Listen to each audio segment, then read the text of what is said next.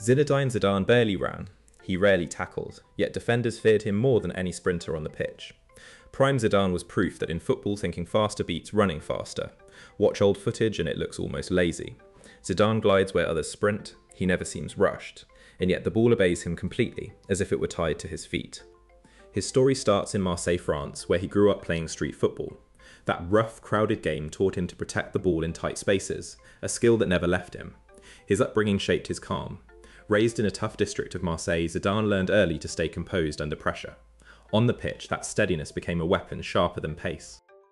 The defining year was 1998. France hosted the World Cup, and Zidane dragged them to the final against the mighty Brazil. Then, on the biggest night, he delivered. He scored twice in that final, both powerful headers, as France won 3-0. A nation that had never lifted the World Cup did so with Zidane as its calm, towering heart. But headers were not his gift. His real gift was control. His first touch could kill a 50-yard pass instantly, cushioning the ball dead at his feet as if by instinct. Then there was the roulette, his signature move. Surrounded by 2 or 3 defenders, he would spin 360 degrees, dragging the ball around with him and gliding out the other side. What made it work was balance. Zidane had the poise of a dancer. Defenders would lunge, and he would simply roll away from them, upright and composed, never losing his footing. Here is the deeper key to his game. Zidane bought himself time. He saw the picture a second before everyone else, so he never had to rush. Vision made slow look fast. Because he already knew where the pass was going, he did not need pace. While others reacted, Zidane had decided. That head start is why a slow man could dominate quick ones. Teammates described playing with him as easy. He always appeared in the right pocket of space, offering a simple pass out of trouble. Great players make those around them look better, and he did. In 2001, Real Madrid paid a world record fee to sign him. They wanted the man to lead their galaxy of stars, and he became the artist at the centre of that famous side. Then came 2002, and the goal that sealed his legend. In the Champions League final, a high ball dropped over his shoulder from the left, awkward and spinning. Most players would control it first.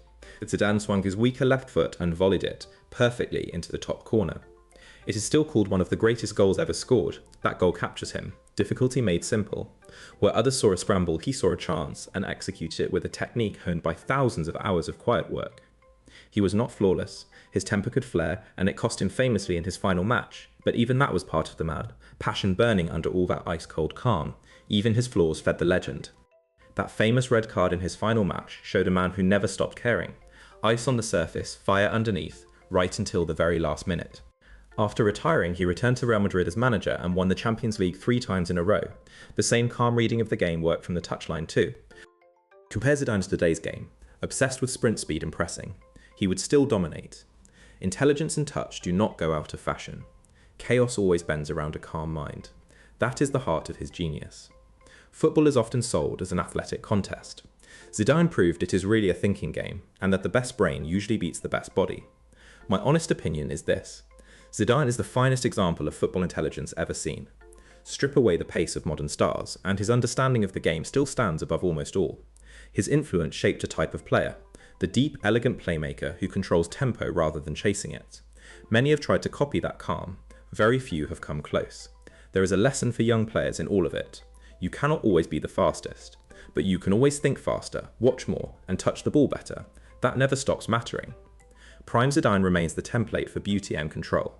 Slow feet, lightning mind, and a first touch that made hard things look effortless. A genius who barely needed to run. So that is what made Prime Zidane a genius. Not speed or strength, but vision, balance, and touch. He thought faster than everyone else, and proved that in football, the mind is the real engine. If you love football stories told straight, subscribe to Sports Vogue so the next one finds you, and share this with a mate who would argue about it all night. And tell us in the comments which story we should break down next.